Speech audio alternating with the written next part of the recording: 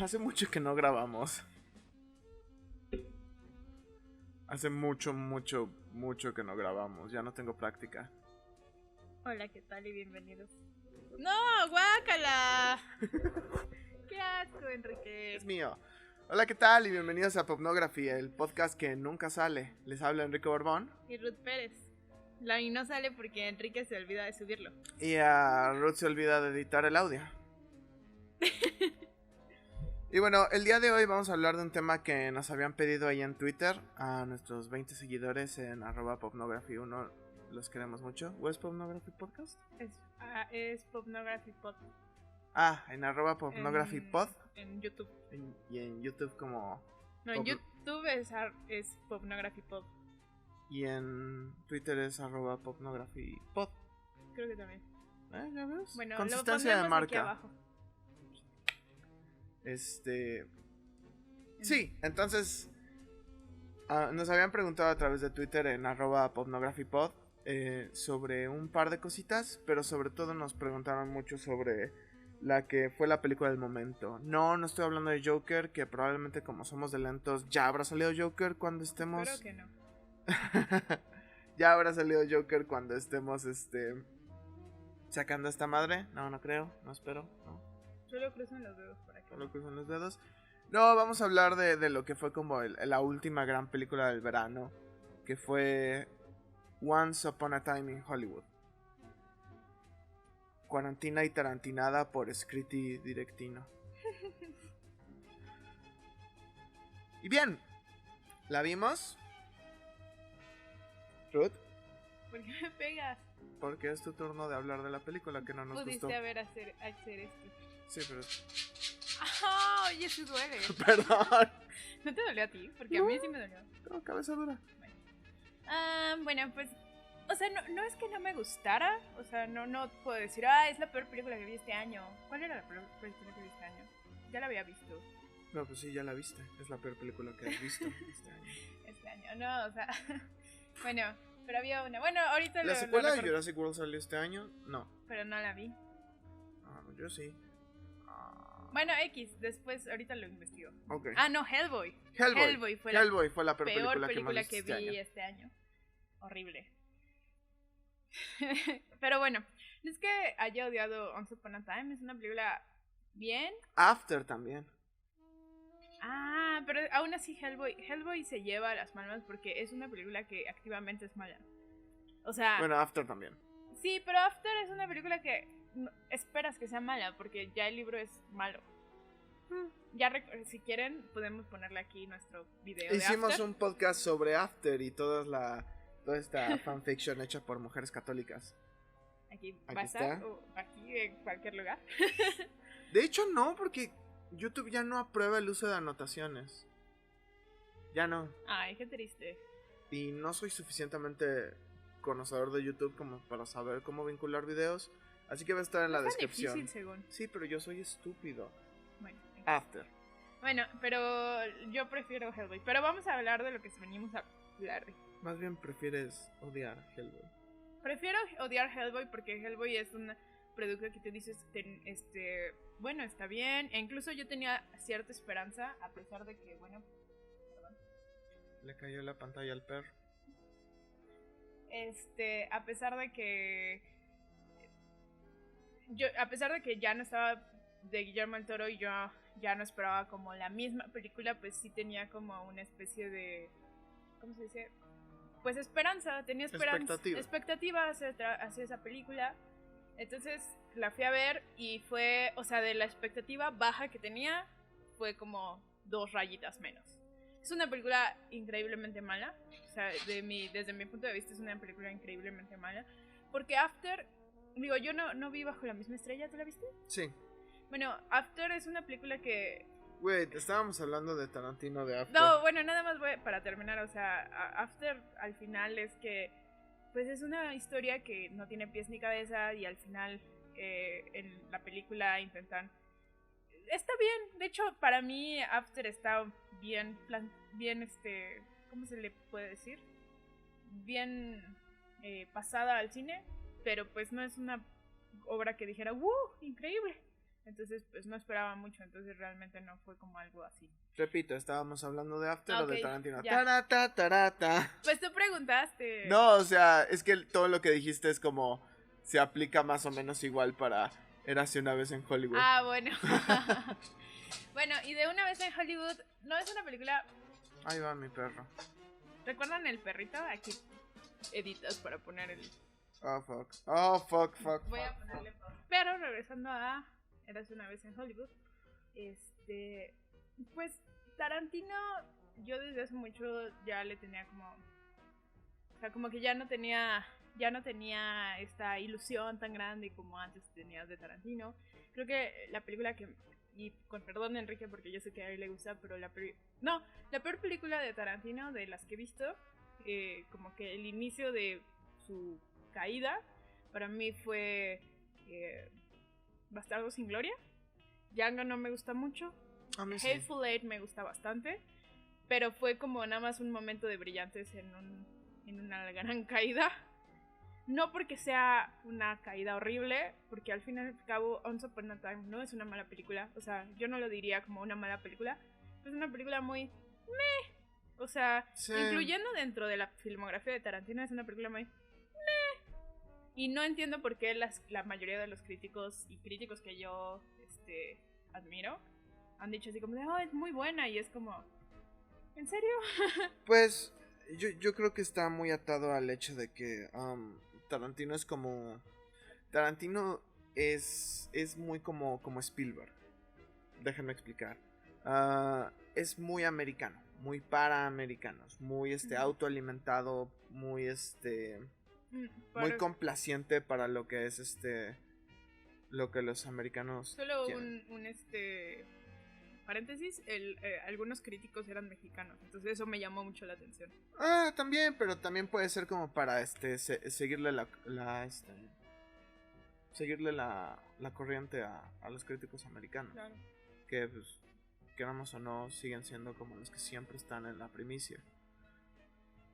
Y pues sí, Tarantino es muy complaciente hacia ese público americano. Y Once Upon a Time in Hollywood creo que es la película más oscareable que Quentin Tarantino ha hecho en su vida. Es decir, o sea, se trata de Hollywood clásico, es muy referencial, está como lamentando un hecho que fueron los asesinatos Manson en agosto del 69. Nice, not nice.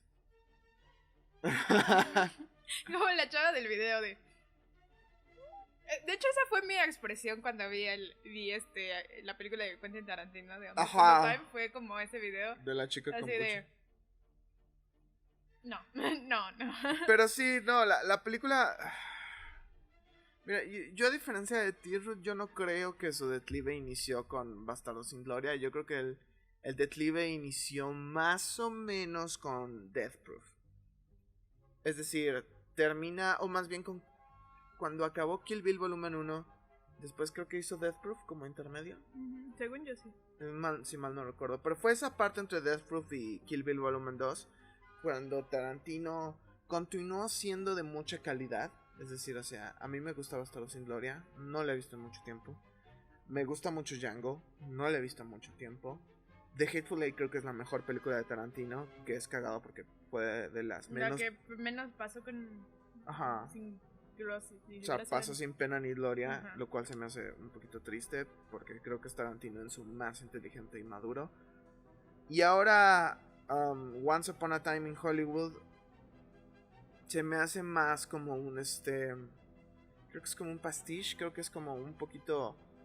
Recuerdo mucho que Tarantino dijo, no estaba presente Alfonso Cuarón, pero dijo que Once Upon a Time in Hollywood era su versión de Roma. Entiendo el punto, pero qué tristeza.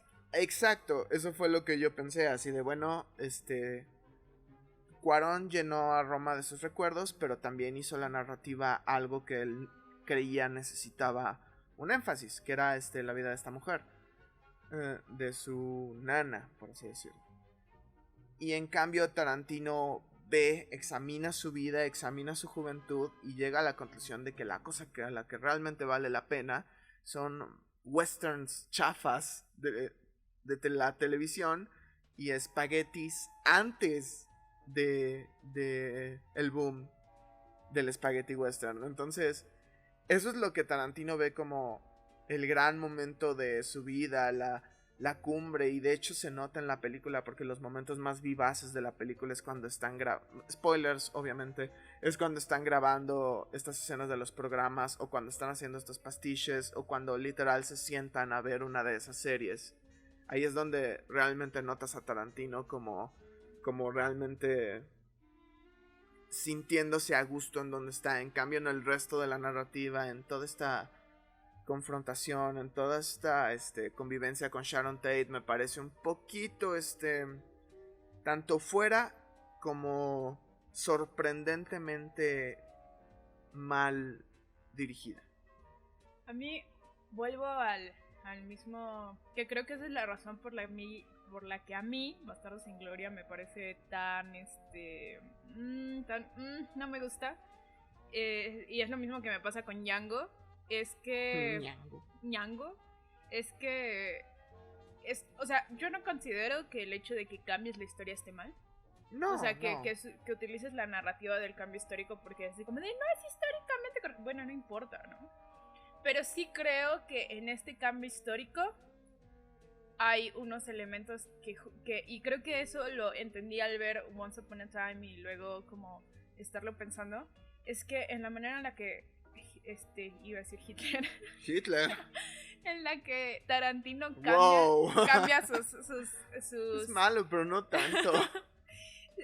Cambia sus líneas históricas, deja fuera muchos elementos que me parecen muy importantes, ¿no? O sea, obviamente al fin y al cabo es una película, no es así como dejó cabos sueltos y entonces se vuelve una película. Eso no importa. Pero creo que sí deja más bien afuera elementos y aspectos que tú muy bien lo dices, que enaltecen demasiado a lo americano sobre otras cosas. Ah, claro. Porque, y lo vemos en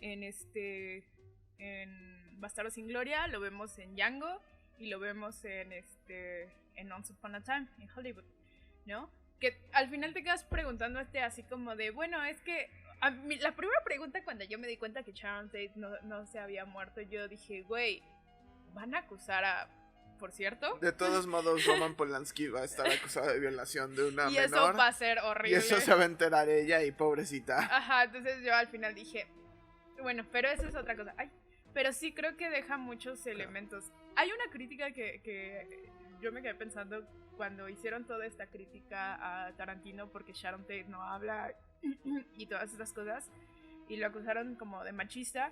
Yo no diría que es machista, pero me parece que la crítica más bien iría en torno a que Sharon construye el personaje de Sharon Tate como un ente inalcanzable, un ente... Sí, como ángel impresionante. Que representa al mismo tiempo Hollywood, y que de hecho al final yo creo que esa es la conclusión que hace Tarantino, es si Sharon Tate no se hubiera muerto, que lo han dicho mucho, el cine de Hollywood no hubiera cambiado, porque realmente, y eso sí es muy real, es que a la muerte de Sharon Tate... Bueno, a todos los asesinatos Manson, ¿no? Pero claro. Principalmente sí, Sharon. Pero hablando del aspecto Hollywood, ¿no? Ajá. O sea, en el aspecto Hollywood, la muerte de Sharon Tate, la muerte a estas personas que se consideraban inalcanzables, toda esta romantización, que claro, es histórico, ¿no? O sea, se dejó de romantizar lo hippie, o sea, porque... Sí, se murió el sueño Los Angelinos durante un tiempo. Entonces... cambió, ¿no? Y entonces lo que hace Tarantino es que propone a Sharon Tate como la metáfora de lo que se murió en Hollywood, y él no la mata, ¿no? Como en esta especie de nostalgia. Y en ese sentido yo entiendo que Sharon Tate no sea un personaje activo, sino nada más un personaje que está ahí como para que la deseemos todo el tiempo, ¿no? Pero creo que al mismo tiempo eso deja muy fuera la misma historia de Sharon Tate. Si estás hablando de Sharon Tate al final, o bueno, de lo que pasó y cómo se transformaba, creo que el problema no es que Sharon Tate sea mujer y bla, bla, bla, sino que si estás implicando que Sharon Tate es el ideal y dejas a Sharon Tate como un aspecto alrededor, puede tener un problema ahí. Aunque lo que sí es que puedo decir es que la historia entre Brad Pitt y Leonardo DiCaprio es increíble. Me pareció una historia muy interesante, y es muy característica esta película, porque no lo había hecho antes Tarantino. O sea, esta hermandad entre ellos me pareció una dinámica muy interesante. Leonardo DiCaprio actúa increíble, no mames, me encantó, creo que es una de mis mejores las actuaciones que más me gustan de él. Pero sí creo que se queda. Y lo que yo diría, que es lo que al final yo le dije, que cuando salimos de verla dije, Tarantino es muy bueno, pero nunca tiene nada interesante que decir. No. O sea, no tiene ningún discurso que compartirte. No, y además, volviendo a lo que mencionabas de las mujeres y Sharon Tate, hubo mucha controversia en su tiempo sobre cómo Sharon Tate no hablaba y lo que sea. Pero a mí realmente, nuevamente como a ti, no me molestó que Sharon Tate fuera un personaje silente. Le da ese toque como de paradisiaco. O de ideal a lo que ella es. Pero lo que realmente dije, wow, Tarantino, o sea, con esta película estás rompiendo hasta tus propias reglas de cómo entrometerte. Es que, por ejemplo, hay esta escena hermosa de Sharon Tate en el cine viéndose a sí misma, festejando, pues... No me acuerdo qué película era. Creo que era de James Bond. No, era una película muy boba, creo que salía Gene Kelly, algo así. Ya cuando Gene Kelly ya estaba grande. Pero lo que pasa en la escena es que Sharon Tate llevaba como todo el momento previo y buena parte de la película como intentando decir, oigan, soy yo, ¿no? O sea, iba al cine y le decía, oiga, yo soy Sharon Tate. Y decían, ¿quién? O no te identifico. O ¿en qué película sales? Ah, esa muy boba, sí, no me importa. Y ella, pese a ser como una de las grandes estrellas de Hollywood de ese momento, y no me refiero a que era como una superestrella, sino de que era como una de las figuras a ver, estaba casada con Roman Polanski y toda la onda, de todos modos nadie la identifica y nadie le importa. Y se genera ese contraste con el personaje de Leonardo DiCaprio, que es una superestrella, pero está en descenso. En fin. Entonces ella va a ver la película y se está divirtiendo y ve que la gente se ríe con sus momentos y ella se siente muy satisfecha y entonces sube los pies descalzos al asiento de enfrente y así la toma es así, patas, todas las patas. Y luego hay... Y yo dije, güey... Debía haberme puesto así con los pies Ajá, debiste haber venido descalza como para ir temática. Y eso se vuelve un hecho constante en la película. Es decir, por ejemplo, hay un personaje que es una chica hippie, alumna de Manson, que se llama Pussycat. Hay un muy buen chiste con ese nombre, etcétera. Y se sube al coche con Brad Pitt y en lo que están platicando pega las suelas de los pies, bueno, pega las plantas de los pies a la ventana del coche y y se ve así la toma por completo. Y también hay una toma muy obvia del trasero de Margaret Qualley. Yo sé que Quentin Tarantino tiene un pedo con los pies y no lo voy a king-shamear. O sea, a mí no me importa que haga con su vida lo que sea y tiene a su esposa y van a tener un hijo y pásense la bomba. Pero el hecho de que esté intentando construir sobre todo el personaje de Sharon Tate, que es esta criatura increíble y hermosa, mística, Magical Mystery Tour, lo que sea, y que luego la ande poniendo así como... Oh my god, como las fotos con las cuales se va a masturbar esa noche es... Una, me da un poquito de asco. 2, corta con la emoción de la escena. Y 3, nuevamente me da un poquito de asco.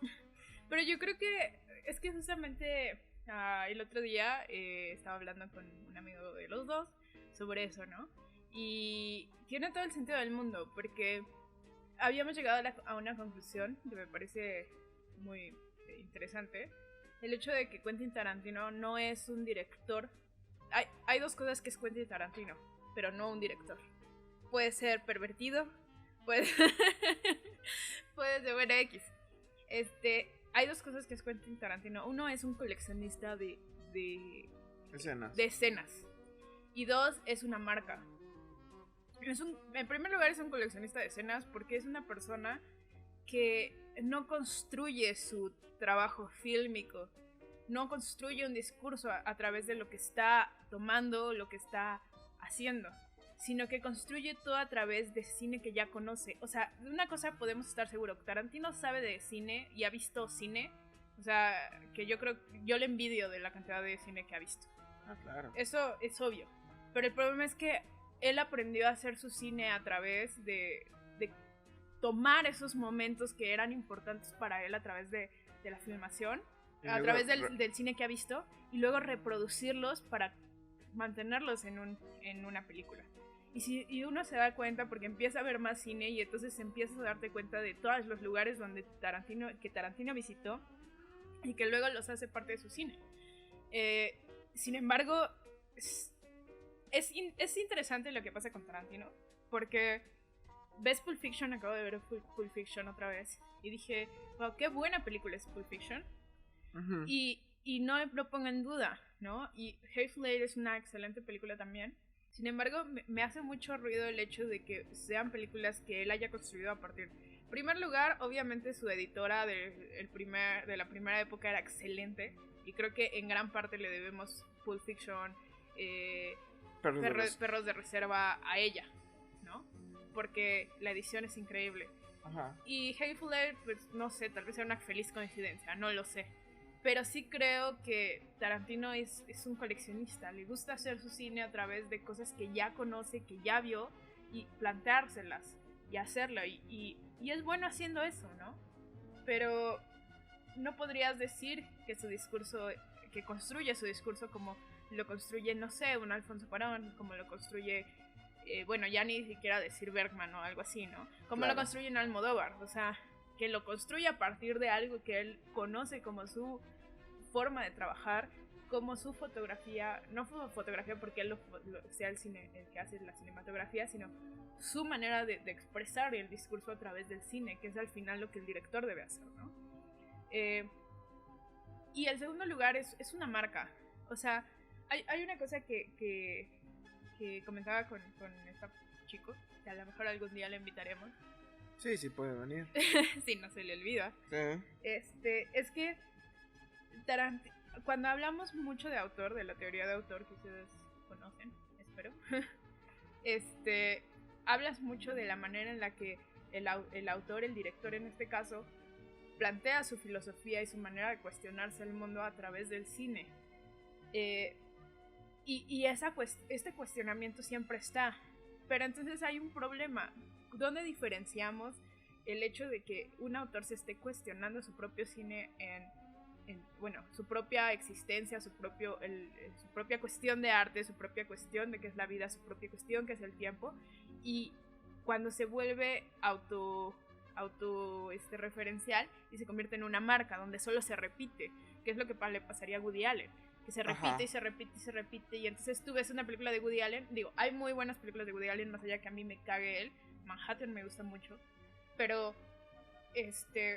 si tú ves una película de Woody Allen ya viste como el 80%, y más o menos. Y es una cosa que le pasa a Tarantino. Tú viste una película de Tarantino y analizando una sola película de Tarantino tienes una idea general de todo. Analizar exactamente todo lo demás. Entonces sí creo que Quentin Tarantino es un autor que se volvió una marca. Entonces no sé qué tanto podríamos analizarlo desde esa perspectiva, ¿no? Y en ese caso que vuelvo a la idea que decía, bueno, es una lástima que Quentin Tarantino tenga esta facilidad de montar estas cosas y que sin embargo no tenga nada que decir, porque regresando al ejemplo de Roma y haciendo una inflexión a lo siguiente que queríamos hablar, por ejemplo, Almodóvar, que también sacó una película autobiográfica en esa misma corriente con Dolor y Gloria, ¿cuáles son las diferencias? Las diferencias es que hay un planteamiento de qué decir, o sea, Alfonso Cuarón está hablando de un México de los 70s que plantea que toda una esfera, ajá, y que también es nostálgico, pero habla de toda una esfera y que al mismo tiempo es crítico y que al mismo tiempo, o sea, hay una gran cantidad de niveles en su película, más allá que hay mucha gente que al parecer me acabo de enterar que no les gusta. hay una gran cantidad de capas en lo que hace. Y con Quentin Tarantino yo como creo una que... cebolla. Un ogro. Exacto. Y con Quentin Tarantino lo que sucede es que hay una o dos capas. Bueno, entonces antes de pasar a nuestro siguiente tema, Uh-huh. que realmente es sobre lo mismo, pero lo vamos a ver desde otro lado. Conclusión sobre Érase una vez en Hollywood. Es una película que no me parece horrible, no es la peor película de Quentin Tarantino, solo es y me da muchísima lástima que una persona con una habilidad tan buena no tenga nada que decir. Esa es mi conclusión. Yo creo que cuando salí de la sala no estaba tan molesto, pero mientras más he pensado en Érase una vez en Hollywood, me molesta más porque creo que nada más es una... Y Quentin Tarantino siempre me gusta, siempre me ha gustado y creo que siempre trae algo interesante a la mesa, no discursivo, pero sí creativo. Siempre ha tenido un ojo interesante, siempre ha tenido una perspectiva divertida de las cosas, un poco boba, siempre ha sido un poco bobo. Y en este caso, Érase una vez en Hollywood, es todo eso, es un poco bobo, es un poco sonso, es un poco discursivamente débil, pero ahora le añadió la cosa de que es un viejito creepy. Es un ancianito rabo verde que le encanta ver mujeres descalzas y que cree que la culpa de todo el cambio cultural la tuvo un solo evento. Lo cual lo hace ver como muy cegado tanto de su propia historia y como... hay que mencionar lo que dijo Boots Riley acerca de cómo cambió los personajes de Charles Manson para hacerlos de izquierda. Y además hizo de izquierda a los personajes de Charles Manson porque en general odia a los hippies y en realidad los personajes de Charles Manson eran supremacistas blancos. Hay una cosa que tendríamos que agregar, que me parece que no lo mencionamos, el hecho de no tocar a los personajes y haber cortado tantas buenas ideas. Ajá, que bueno, digo, sí. ya nos tendremos que meter ahí, pero por ejemplo, el hecho de no tocar a personas como Polanski o Manson se me hace una de las cosas más cobardes del mundo. Sí, porque, o sea, realmente la manera en la que toca a Manson es a través de otros personajes. Manson casi no sale en la película. De hecho, sale una escena. Sí, creo que una. Sí, una. Y luego lo de cortar todas... Es que tenía tantas buenas ideas y nunca las llevó a cabo. Bueno, no sé no si las acabó. O sea, no sé. Bueno, el punto sí, o sea, ahora es un viejito rabo verde que piensa en los buenos viejos tiempos. Y pues, una de las cosas chidas de Tarantino era lo fresco que era. Cuando hizo Perros de Reserva y ganó...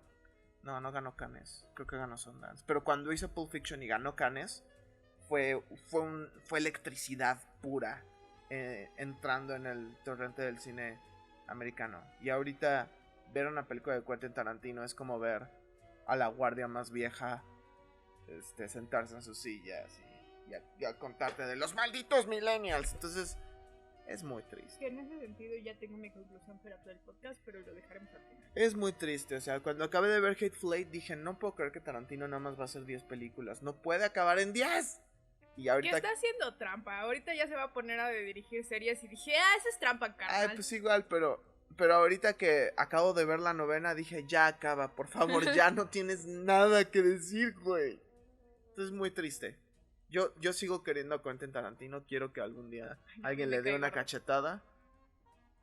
Es un pendejo, pero es un pendejo que me gustaría que Amigos se diera cuenta. No, yo no creo que de Amigos se dé cuenta. Yo creo que es un idiota. Tenía muy buenas ideas, tiene talento, pero a lo mejor porque yo soy partidaria de que el talento no lo es todo, de que el talento es solo una mínima parte de tu trabajo, es que nunca se puso a trabajar y nunca se ha puesto a cuestionarse. No tiene una filosofía en absolutamente nada. Y bueno, que eso va a ser luego mi conclusión. Pero pasando al siguiente, que ahora sí eso me da mucha alegría hablar. Vamos a movernos al siguiente tema, porque en realidad Érase una vez en Hollywood no es una película única, ni siquiera es una película especial, ni siquiera es la única en su tipo en salir este año. No. Vamos a hablar del subgénero cinematográfico titulado Director en su mediana edad se quiere hacer chaquetas mientras piensa en lo increíble que es. El género. ¿Así vas a llamar? Más o menos. Puedes utilizar como las iniciales para... No, llamémoslo autobiografía fílmica. Ok. Que bueno, ahí, o sea, es muy chistoso porque como que siempre que sale una autobiografía fílmica todos dicen, no, es increíble. Yo así de, güey, el 90% de los directores, sin contar Woody Allen, porque digo, Woody Allen ese güey empezó haciendo esas. Todo el mundo lo ha hecho, o sea, pasando por Fellini, pasando por Bob Fosse, ahorita Pedro Almodóvar, Alfonso Cuarón. Bergman es otro que siempre lo hizo, solo que él lo hizo mejor. Claro que sí. Pero son muy específicas las autobiografías fílmicas, porque usualmente, por ejemplo, Roma no lo es, pero usualmente son sobre directores. Estamos hablando de 8 y medio, estamos hablando de All That Jazz, estamos hablando de Dolor y Gloria, estamos hablando de Érase una vez en Hollywood, y por ejemplo Roma y Érase una vez en Hollywood son autoperspectivas, pero no incluyen al director. En Roma el director es un bebé, es un niño chiquito, y en Érase una vez en Hollywood no aparece, porque es el que está viendo. De hecho, estamos sujetos a imaginarnos que él es el que lo está viendo y lo está imaginando. Sí, no, y de hecho es muy chistoso, porque en realidad el director está viendo lo mismo que tú estás viendo. Ah, y El amor en fuga, de François Truffaut. También, y bueno, No, pero todavía faltan varias. Barda por Agnes, Las playas de Agnes, ella hizo 2. Que algún día deberíamos hacer un podcast de Agnes Barda, porque es un personaje tan especial ella es fantástica en el cine. Pero sí, más o menos cada director ha hecho como esta película. Directores importantes, estamos hablando de directores pesados, ¿no? Orson Welles hizo F por lo falso. Y en fin, entonces este es el tema de que queríamos hablar. Que yo haría una pregunta para ver como el tema. Digo, hablamos mucho de Once Upon a Time in Hollywood, pero ¿qué tanto esto fue resultado de la creación del director como autor?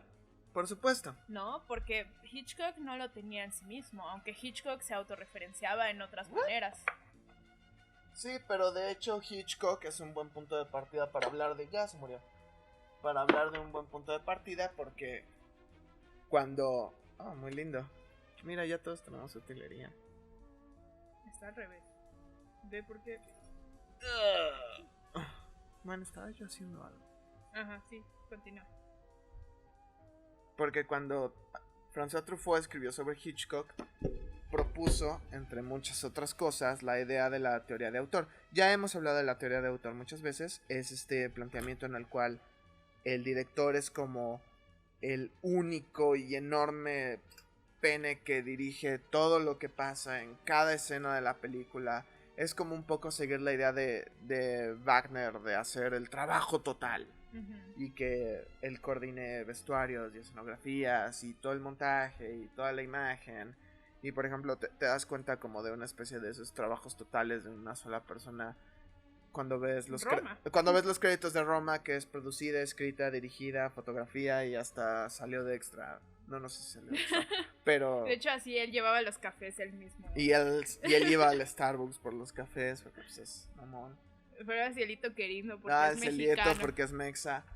Y y todo lo hizo Alfonso Cuarón. O por ejemplo en Dolor y Gloria, que Almodóvar contrata a un actor de suyo, es como uno de sus actores clásicos, que es Antonio Banderas, que estuvo en Atame, que lo viste con su... O sea, es que literalmente... Y lo viste como él. No, y de hecho literalmente, o sea, es que yo lo leí porque me tocó hacer donde estamos trabajando buscar las reseñas. O sea, literalmente agarró su ropa, o sea, literalmente le dio a la que hacía el vestuario. Le dio su ropa. Le dio su ropa y le dijo, solo hazla de su talla. Ajá. O sea, literalmente hizo eso. O por ejemplo en All That Jazz, Roy Scheider, que está interpretando a Bob Fosse, que el personaje se llama Gideon, si mal no recuerdo, pero es Bob Fosse. Su vestuario también es exactamente el mismo que Bob Fosse usaba durante toda su vida. Que son camisas negras abiertas y todo eso. Fácil, porque digo, medio Broadway. Medio escenario del teatro lo usa, pero de todos modos, todos los directores están buscando una manera de proyectarse hacia el cine. Yo creo que la mayoría de estas películas son muy buenas, son admirables porque son el director echándole toda la pinche crema a sus tacos. Pero también se me hacen figuras profundamente arrogantes. Porque es el director diciendo, ¿Sabes qué cosa es bien importante? Yo. Y No, es eso. Es interesante porque yo creo que sí, o sea, de hecho una crítica que yo hago a este tipo de películas es que, y hablando de Agnes Varda, es que por ejemplo, una vez me quedé pensando que normalmente los autores, y aún en estas películas autobiográficas, aún no en estas películas autobiográficas, los autores hombres, masculinos, siempre son muy dados de sí mismos, muy convencidos de sí mismos, ¿no? O sea, se conducen a través de sí mismos en el mundo. Tú ves las películas, aunque no sean autobiográficas de la mayoría de los directores, y siempre se conducen a través del mundo por sí mismos. Sí. Tal vez Almodóvar ahí quedaría un poco diferente, porque Almodóvar se conduce diferente, pero... Pero no estoy de acuerdo. Almodóvar de todos modos usa mucho las prácticas masculinas de la política y todo ello. Sí, claro, pero se conducen a través del mundo, a través de sí mismos, ¿no? Cosa que no le sucede a las mujeres, que las directoras y las escritoras y las historias que cuentan las mujeres comúnmente, no siempre dirigen se dirigen al mundo a través de otras personas que son como inflexiones que se dirigen sí, ya sé, que se dirigen a través de no de sí mismas, sino a través de otro personaje que hace una inflexión para convivir con el mundo. O sea, por ejemplo, puedes ver, tenemos que hablar de Kevin, puedes ver Lost in Translation, puedes ver, y casi siempre, y eso por eso... Bueno, yo creo que Lost in Translation, y qué chistoso que hayas mencionado Lost in Translation, es el gran ejemplo de una mujer haciendo la película en la que el director se hace una chaqueta mental intentando expresarse a sí misma a través del filme. Porque Lost in Translation es una autobiografía de Sofía Coppola. Sí, pero sí, o sea, estoy de acuerdo en ese sentido. No sé si se haya dado a Bill Murray, no creo, pero... No, pero creo que hay una razón ahí, porque al fin y al cabo, la que la pone en la historia, o la que abre este cambio a través de la historia es el personaje de Bill Murray. O sea, eso es a lo que me refiero. O sea, normalmente en en el personaje masculino, y sobre todo en las autobiografías, ¿cuál es la problemática? Que por ejemplo, en 8 y medio, la problemática es que este vato no sabe qué chingados escribir. O sea, está así, ¿no? Que por cierto, no vean Nine, a pesar, lo siento. Dale con Nine. Bueno, solo quería hacer ese paréntesis. En All That Jazz es este personaje también intentando crear esta obra y muriéndose. Y así, ¿no? O sea, siempre hay pero es siempre el personaje masculino a través de sí mismo, de su vida, y así. Y en Lost in Translation ella utiliza la integración de este personaje, por el cual a través de él va a transformarse, o bueno, no transformarse, pero sí evolucionar la historia.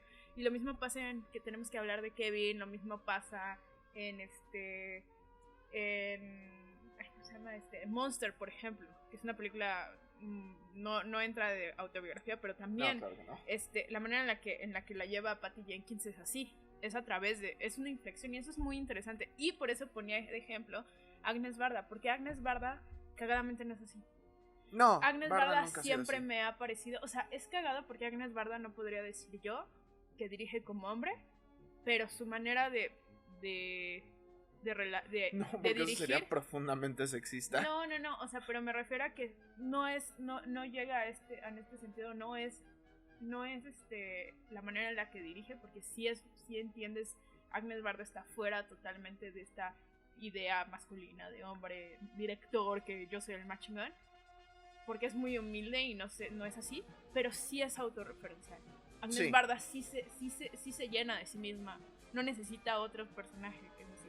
Y no lo digo por decir, o sea, habría ahí toda una situación de debatir acerca si está bien o que no, que haya otro personaje como inflexión de la mujer, pero se me hace muy interesante que Varda no lo haga. Ahora, a lo que iba finalmente era que normalmente estas películas siempre son como completamente el yunque, o así pararte como hombre y decir, güey, me voy a autorreferenciar completamente, güey. Sí. 100%. Y eso es muy cagado. Y a veces sale bien y a veces no sale tan bien. Bueno, no, en general creo que la mayoría si salen bien, solo terminas odiando al autor por siempre. Sí. Bueno, a veces, porque algunas son autocrítica y autocrítica muy pesada. Eso sí. Como o sea, All That Jazz. Siempre. Porque también 8 y media es muy autocrítica. Ajá, autocrítica. Pero otras terminan siendo una chaqueta, como lo es toda la obra de Woody Allen y como lo es Once Upon a Time in Hollywood, que son dos muy malos exponentes de este género. Aunque Manhattan es muy bueno.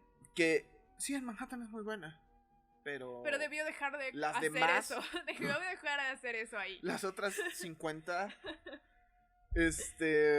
Y también debió dejar de abusar de menores. de edad, O al menos dejar de hacer películas en las que alguien abusa o bueno, alguien sí convive con mocosas. Pero bueno, Woody Allen. ¡Ja! Ya me perdí. de que son muy autosuficientes. Pero sí, si alguna de las películas del género de director haciéndose una chaqueta mental nostálgica, pensando en lo increíble que es, si hay una que yo pudiera escoger como una película que es autorreferencial, que es nostálgica, que es todo esto, pero realmente creo que es una forma de descomponer o al menos retar el género, es Roma. ¿Por qué? Ya Porque sabía. soy Quaron's Little Bitch, aquí dice. No, y porque me parece muy interesante lo que hace. Construye esta figura nostálgica como lo hace Tarantino, pero no con el objetivo de ser puramente nostálgico, sino con el objetivo de examinar cosas de su vida, como lo hace Fossi. Y sobre todo examinar a este personaje que él yo creo que incluso desde sus primeras películas, como Ni tu mamá también, la favorece mucho. Pero yo creo que en el momento de realizar Roma, o en algún momento hay un quiebre en el que dice, espérate, sí era mi mamá, pero yo era toda nuestra sociedad es un culero con esta persona. Y entonces se vuelve más una examinación de un fenómeno social que el director chaqueteándosela solito. Entonces hay un poquito de ambas. Yo creo que sí. Hay sociedad y hay chaqueta, y eso se me hace bonito. Es que vuelvo al tema del cuestionamiento. Solo no te chaquetes en sociedad. Porque sí. Yo creo que vuelvo al tema del cuestionamiento, que es una de las cosas que a mí me parecen interesantes, que al fin y al cabo 8,5, Dolor y Gloria, Roma, es eso, ¿no? O sea, a lo que voy con el cuestionamiento es que la diferencia de lo que yo diría de lo ideológico y lo filosófico es que lo ideológico es algo que das por sentado y que siempre te vas a amarrar a él, que es lo que yo criticaría, por ejemplo, a Tarantino, que se abraza al hecho de lo que cree del cine y entonces jamás se cuestiona, luego lo cuestiona y por consiguiente no se cuestiona él mismo, porque él considera que está bien. Pero al mismo tiempo, y la filosofía más bien, es una situación donde tú crees que se plantea la vida, el tiempo, el cine, la estética, todo lo que quieras, y que al mismo tiempo, conforme va avanzando, te vas a terminar cuestionando, porque si no te cuestionas se vuelve ideología. Ajá. O sea, si tú crees así 100%, esto es lo real y esto no es cierto, entonces se vuelve ideología y entonces vale verga, ¿no? Entonces yo creo que la situación, por lo que Roma está bien, es que sí plantea una filosofía y sí se está cuestionando, lo cual también hace 8,5, lo cual también hace Fossi, lo cual también hace Almodóvar. Almodóvar, podemos hacer una pequeña paréntesis en Almodóvar, porque creo que la otra exploración genial que ocurre en el género de director haciendo sus chaquetas ocurre en Dolor y Gloria. Dolor y Gloria me encantó. Que yo creo que es wow. Es uno de los puntos altos del género de director manchego. Haciéndose el total. Saludos a Jorge Ayala Blanco. Y lo que ocurre es que, spoilers para Dolor y Gloria, es que al final es toda esta... Hay un montón de escenas que son que son así destructivas. Son realmente emocionalmente muy pesadas. Es el director. Spoiler. Es no Almodóvar. Encontrándose con un viejo amante. Es no Almodóvar sufriendo de dolores. Es no Almodóvar consumiendo drogas. No sabemos si realmente Almodóvar consume drogas o no. No importa. Sí, eso es importante. No importa. No importa. Uh-huh. Pero al final se va a operar. Se va a hacer una operación importante porque uno de los grandes problemas es que estaba vomitando y tosiendo todo el tiempo, y se va a hacer una operación que va a detener esto, y después, cuando termina la operación, o más bien cuando lo van a operar, el doctor le pregunta, no, pues ¿qué ¿qué va a hacer después? Y él le dice, al fin ya quiero escribir. Y esa es como la gran culminación de la película. Y bien, la película se pudo haber terminado ahí. Pero entonces nos movemos a donde había secuencias de flashbacks de bebé Almodóvar con mamá Salma Hayek. Salma Hayek, Penélope Cruz. Salma Hayek. Siempre me confundo de las dos. Bueno, bebé Almodóvar con mamá Penélope Cruz. Con mamá Penélope Cruz. Que no mames, qué chingón ser hija de Penélope Cruz. Sí, y la Rosalía está por ahí. Y están hablando y están teniendo como un diálogo bastante inocuo. Y de repente dicen, ¡corte! Y se abre la toma y es Almodóvar, no Almodóvar, sino Antonio Banderas Almodóvar, dirigiendo su propia infancia. Entonces adquirimos un nivel extra de lo meta y es Almodóvar explorando el género de director, haciéndose una chaqueta mental biográfica y diciendo, ¿sabes qué es tan chaqueto? ¡Que lo hagamos! ¡Y que sí lo hacemos! Y entonces lo hace 2 veces y es ¡wow! Ese final a mí me pareció fantástico. ¡Wow! Que las críticas de Dolor y Gloria. Es que, bueno, voy a hacer un paréntesis aquí. ¿Paréntesis? Sobre ¿qué pedo? O sea, es que yo siempre he dicho que yo estoy muy pendeja. O sea, me es la autocrítica. Mi autocrítica es que yo estoy muy pendeja porque nunca, o sea, como que digo, güey, esto es tan importante. Y luego veo a los críticos y dicen, es que esto es importante. Yo, sí, pero esto es más importante, güey. Entonces es así como de, porque a mí me pareció como que las críticas eran como de, sí es Almodóvar siendo Almodóvar, bla, a lo que sigue. Y es como de, güey, la verdad es que me parece extremadamente importante lo que hizo Almodóvar, ¿no? Cortando, que al fin y al cabo, creo que Bob Fosse también lo hizo. Sí. En All That Jazz, cuando, o sea, sí deja muy obvio esta idea de, esto es un teatro. Sí, de cómo está transformando el final de su vida en un show. Ajá, o sea, al final termina diciendo, esto es un teatro. Y dense cuenta, esto es un teatro, esto es falso. Esto es solamente otra chaqueta mental. Entonces siento que Bob Fosse también lo hace. 8:30 no lo hace tanto, aunque sí lo hace, pero es más entre líneas. Pero como progenitora, una de las progenitoras del género, creo que no es tan... Sí, claro. No es tan necesario que lo haga. Pero no lo hace tanto, pero creo que sí hay una especie de burla, como de riéndose de sí mismo, de decir, jajaja, güey, no soy nadie, ¿no? Al mismo tiempo, pero hice una película sobre mí, güey, o sea... No, porque la conclusión de Bob Fosse es, wow, soy infinitamente talentoso, pero soy una mierda de ser humano. Soy una hija de... que es lo mismo que hace en 8:30. Que también es la conclusión de 8:30 y también es la conclusión un poquito de Dolor y Gloria, de decir, wow, soy tan horrible que voy a tomar esto y lo voy a hacer parte de mi discurso. Porque incluso hay una escena de Dolor y Gloria de Antonio Banderas Almodóvar hablando con su mamá. De esto se hablando como Jorge Ayala Blanco.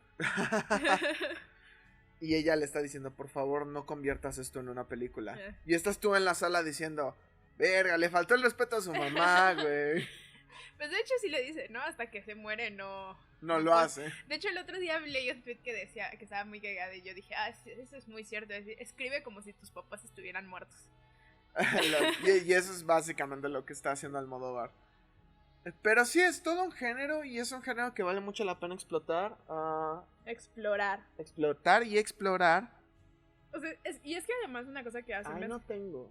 Se me hace muy interesante, es que, como tú dices, son cosas que no puedes hacer cuando tienes 20 años, que, por favor, Woody Allen, alguien explíqueselo. Alguien explíquele.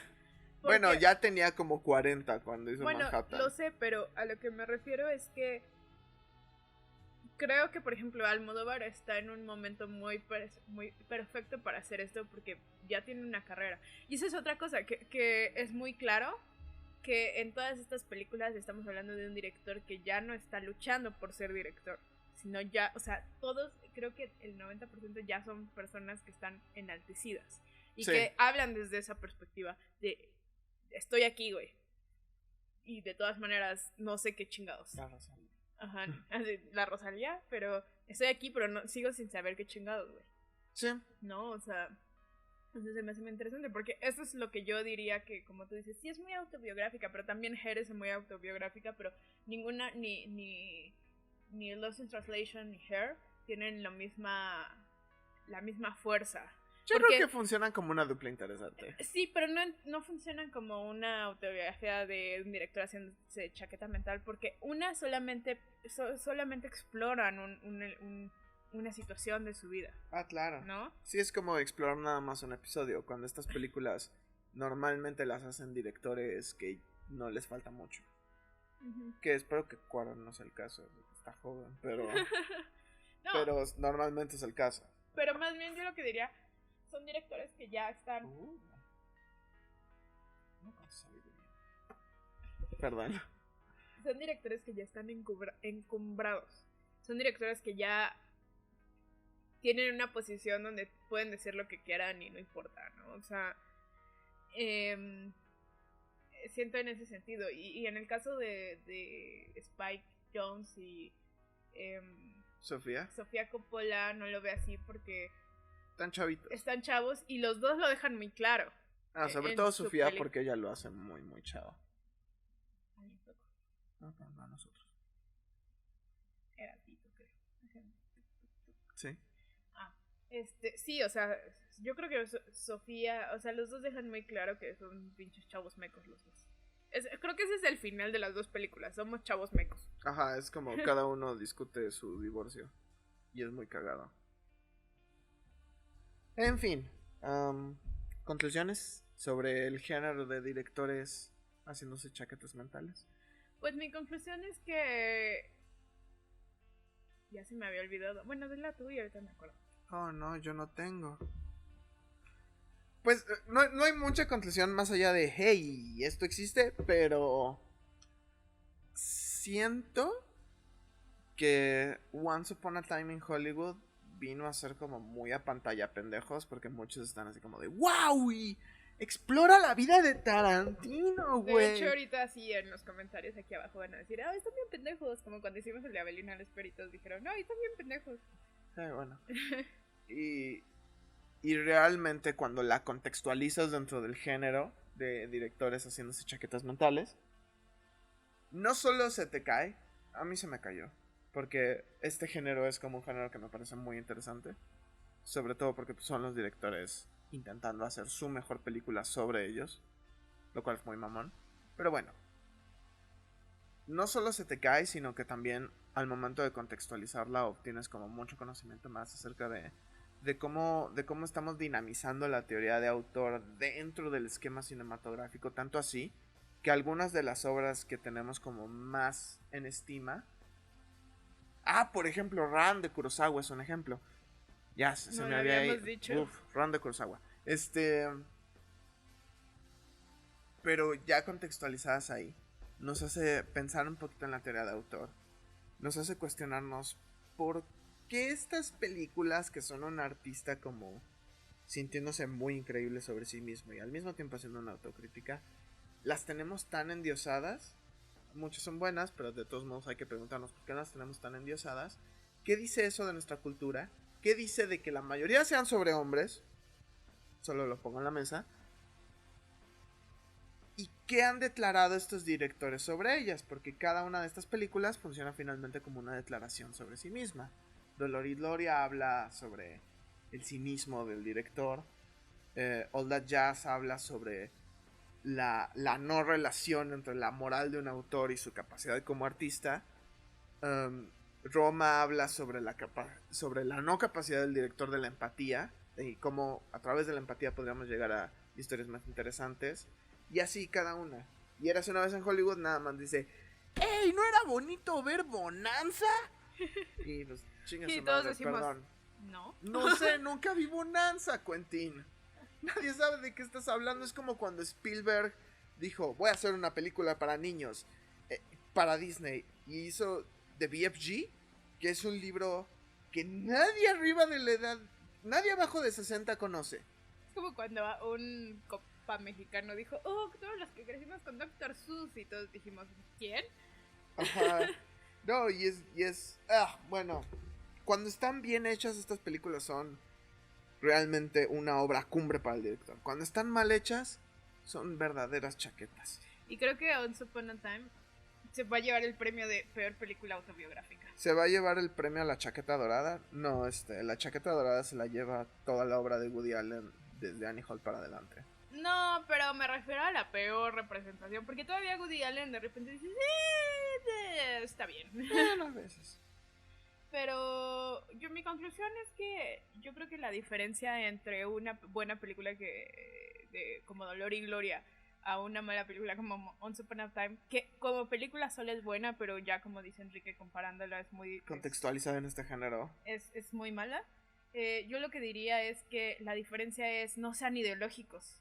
No solo como, o sea, sí, tienes que ser cuestionante. Tienes que cuestionarte como director, como artista, para no volverte una marca. Que, o sea, tal vez para algunos puede decir, es que Quentin Tarantino es una marca. A mí me parece una lástima que Quentin Tarantino sea una marca. O sea, la marca Quentin Tarantino. Written and directed by Quentin Tarantino. Ajá, entonces, la razón, mi conclusión es que Quentin Tarantino es muy ideológico y que pues eso no está chido. Y diciendo la pregunta que habías dicho, que por qué llama tanto la atención o por qué la enaltecemos tanto, pues yo creo que este género en general, puede haber miles de respuestas, pero mi conclusión es que, o más bien mi respuesta es que creo que es la manera más fácil de acceder y sentirte identificado con el autor. Y respondiendo como una respuesta viable a lo que preguntabas acerca de por qué nos gusta tanto este género, creo que es la manera más directa de conectar con el autor, ¿sabes? O sea, por ejemplo, yo cuando estaba viendo Dolor y Gloria es así como de, güey, o sea, como que tienes esta idea bien pendeja de fan, de, güey, él también se deprime. O sea, entonces creo que ahí hay mucha respuesta al hecho. ¿Y por qué? Porque también al mismo tiempo esta idea de marca, o sea, que es la diferencia entre, yo creo que la teoría de autor y el ser marca, es que tú puedas consumirlo. A Quentin Tarantino lo puedes consumir. Puedes consumir a sus personajes, puedes consumir a sus íconos, puedes consumir... Porque Quentin Tarantino no escribe... Y comprar sus Blu-rays. Ajá, Quentin Tarantino no puedes... Me gusta este set. No puedes, comprar el traje de Guido, ¿no? O sea, es así como de... ¿Quién Guido? El de 8:30. Perdón. No puedes, ¿cómo se llamaba el de Dolor y Gloria? Salvador Mayo. Salvador Mayo, o sea, llegas y... yo sí lo quiero. No, ya lo sé, pero, o sea, llegas a una fiesta de disfraces y es como de... ¿Quién eres? Salvador Mayo. ¿Quién? Y en cambio llegas vestido de los vatos de Pulp Fiction y es como de, eres el de Pulp Fiction, güey, ¿no? Bueno, eso es más como ser reconocible, pero sí, o sea, todo el mundo... Pero sí es un icono que te vistes, es como vestirte de Marilyn Monroe, o sea... Sí, era un personaje, pero al volverse icono se vuelve un disfraz que puedes utilizar. Pues tal vez. No sé si estoy de acuerdo con esa teoría, pero podemos verla en otro momento para hablar de la iconografía. Y nada más sería esa mi respuesta, que creo que es la manera en la que te puedes conectar más fácilmente con el director que te gusta. Bueno, dejen sus... Mini conclusión a la conclusión. Para mí lo más chido de estas películas ocurre en Dolor y Gloria, cuando... Antonio Banderas y un actor que se supone que es como el Antonio Banderas de este universo sí. Dicen algo bien pendejo y de repente se quedan viendo a la cámara, los dos bien serios, y en ese momento te cae el 20 de que están viendo a Almodóvar y Almodóvar está viendo a Antonio Banderas Almodóvar y Antonio Banderas Almodóvar está viendo a Antonio Banderas, no Antonio Banderas. Y me encantó ese momento porque rompió por completo con la ficción, pero me hizo sentir parte del juego. Y creo que esa es para mí como tú lo dices, se trata de entrar al juego. En fin, esto fue Popnography. Cualquier comentario que tengan, como para decirnos que ¿cómo creen que la de Tarantino no está chida? Yo digo que, por favor, díganlo. Puede que haya hecho una vocecita, pero respeto sus opiniones y me encantaría que alguien me diera una buena razón por la cual esa es una buena película. No sé si tengan razón, pero quiero escucharla. Por favor. Por favor, quiero entender. Y sí, dejen sus comentarios, no solo sobre Tarantino, sino sobre lo que quieran preguntarnos. Esperamos decir, que no salga antes de que salga el Joker. Esperamos antes de que salga Joker, porque realmente lo que quiero es que vayamos a ver Joker y dar nuestra reseña aquí. Hablar sobre la sociedad. en la que vivimos. Porque no sé si lo sabías. Pero vivimos en una sociedad. Pero yo no lo puedo decir porque soy mujer. Habitamos en una comunidad. De grupos de personas. Yo no lo puedo decir porque yo soy mujer, entonces lo invalido. Solo los hombres pueden decir. Coexistimos en una comunidad. Esto fue Popnography. Ya comentarios, bla, bla, bla. Twitter, Facebook. Redes. Facebook, Twitter, Instagram, maybe. No compren tantas porquerías.